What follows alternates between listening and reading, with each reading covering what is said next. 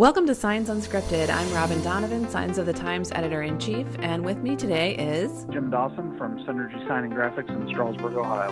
So, Jim, thanks for joining us today, and you are one of two co-organizers of the 2019 Sign Invitational, correct? Yes. So, tell me about how you kind of got involved with that.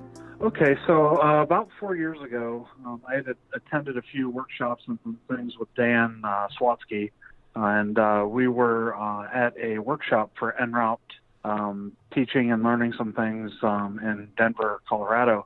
And basically we were sitting down eating lunch outside of the workshop, and I had mentioned to Dan about a magazine contest they'd done a few years earlier with about half a dozen entries where people had made the study for the Institute of Mechanical Marine Life signs. Oh, and wow. I thought it was really cool that they had done that, and I always remembered seeing it, and I believe it's in a science, I'm not sure which magazine it was in, but anyways, it's been a long time. But I discussed with Dan about, hey, it'd be really cool if we could fire something like that back up. And over the next few months after that, we had come up with some rules and, some suggestions for what we would like people to build. And then we invited a bunch of our friends and sent out the invites, and we had, I believe we had 12 people reply that first year. And it really was a who's who in the sign industry, from Roger Cox to Peter Ponessa, Manfred Didier. We had a lot of really, really good competitors that first year. And it was just a neat thing to get everybody together and to hang out and show off our work. And we thought it was a great idea, so we kind of kept running with it, and this will be our fourth year. And so I have to ask, because Dan, your, say, co-organizer / competitor, told me that he has won twice. Have you won in the past? I have not, but I beat him really, really badly the first year. So you did, okay. So I think I finished third the first year, is when that year Peter Ponessa won with his Acme sign writing machine, which was super, super cool, because we had it was a Rube Goldberg theme that year. So everybody made these really ridiculous contraptions. And that year, second place went to Roger Cox, and I came in third. So I was pretty happy with finishing third to those two guys. Sure. Dan finished somewhere around 9th or 10th or something like that. So. Oh, okay. So you really smoked him the first year. So what is your prediction for this year? Because I can tell you what Dan's prediction was, and his prediction was that he's going to win. Well, he's super modest when it comes to those things. So I've always been of the opinion that with being one of the show organizers, my deal is to make sure that everybody else has a really good time, and that that it's all about having fun and making a really cool sample piece to put in your shop. So my pieces are kind of come second to making sure everything's organized, everybody's happy, everybody's having a good time, and then we build a cool piece that we want to be on display. Yeah, I am. It doesn't look good for the guy organizing the thing to win. I mean, who wants to show up for that contest? Well, that's true. If you guys win every year, I don't think that would look good. So Dan was telling me that he likes to use the pieces that he makes as kind of a sales piece in his shop. What do you do with yours? We absolutely do the same thing. We tried to build things for ourselves that are so outlandish and so technically difficult that when people come in and ask for things, that all I've got to do is point and say, hey, we built this, and that makes some of their projects look like they're super easy in comparison. So it's a very good sales tool, and it's very good at showing people what our capabilities are here at the shop. Okay, so it sounds like you basically show them something that's way more complex than what they want, thereby giving them the confidence that you can do the kind of everyday job that they might be bringing you. Is that right? Yeah, absolutely. I mean, case in point, we just this last year had a winery come in, and they wanted some really, really fancy doors done at their new place that they had just built. So they had a place that does cheese and everything here in Ohio's Amish country, real big Swiss cheese place, probably one of the largest in the world.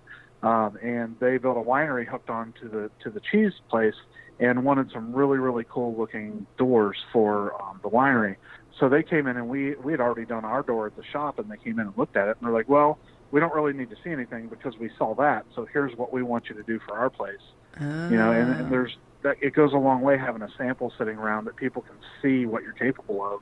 And then the work kind of sells itself from that point. Yeah, that makes sense. I mean, I think what makes the competition special, the 2019 Sign Invitational, is that everyone's creating a sign from scratch. It's not something they did for a client. So everyone has complete creative freedom. The sky's the limit. I mean, I suppose a budget, you have to pay for your own materials for the most part. So that's somewhat of a limit. But as far as like concept, no, there's no excuses. You can't say the client wouldn't let me.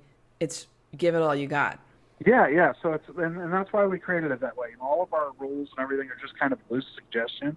We want everybody to have a blast, and we want everybody to show up and have fun and hang out and learn from each other.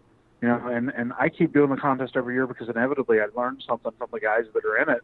And that was Dan and I's our whole goal starting out with the Invitational was we just want to bring up the level of competition and the level of skill that is in the sign industry, because we're coming out of a period where it's vinyl this, vinyl that, print this, print that type stuff, and I think finally the whole maker movement and people doing things with their hands is starting to come back into fashion, and we really want to bring that to the forefront and show people that a lot of this stuff is handmade.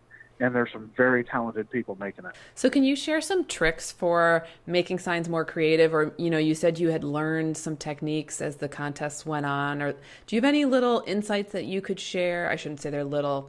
They're big, Jim. They're awesome. Yeah. So, what have you learned over the years that a sign company could incorporate into their work day to day? I have learned that it's very, very important for you to just be familiar with materials and techniques that are out there.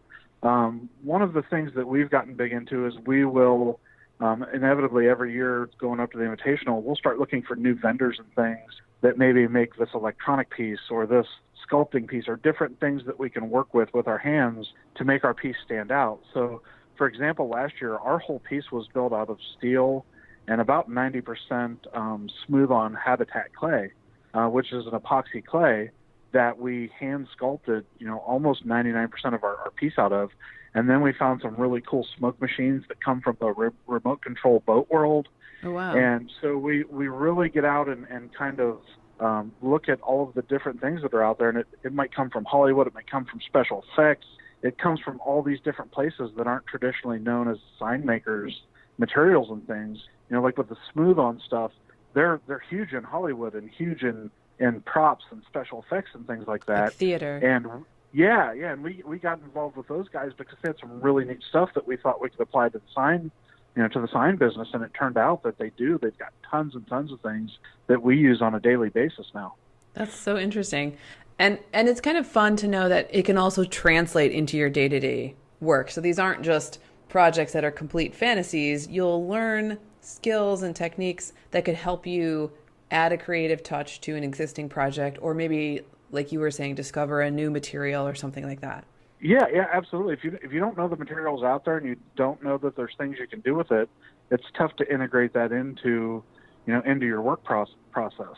Mm-hmm. So if the more familiar you are with things, you might know of 3 different products that are out there, but that one product that you just found might work a little better than the other 2 for certain situations. So it's all just about that familiarity and adding that to your repertoire of being able to decide what works best where and how are you going to integrate it. Yeah, definitely.